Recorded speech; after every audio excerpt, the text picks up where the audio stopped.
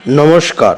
চতুরাশ্রম অর্থাৎ চারটি যে আমাদের মানব জীবনের আশ্রম, তার মধ্যে কোনটি শ্রেষ্ঠ সেই সম্পর্কে কালীতন্ত্রের 59তম পৃষ্ঠায় মহাদেব বলছেন, গার্হস্থ্যম প্রথমম ধর্মম সর্বেষাং মনুজন্মনাম তদেব কথয়াম্যদৌ শৃণু কৌলিনী তত্ত্বতঃ। অর্থাৎ এখানে মহাদেব বলছেন, হে কৌলিনী, গার্হস্থ ধর্মই মানবগণের সর্বপ্রধান ধর্ম বলিয়া অভিহিত।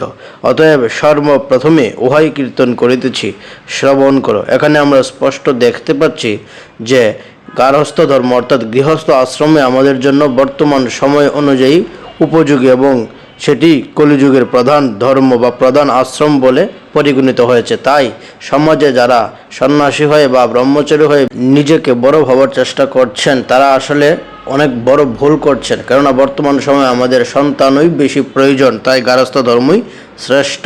নমস্কার।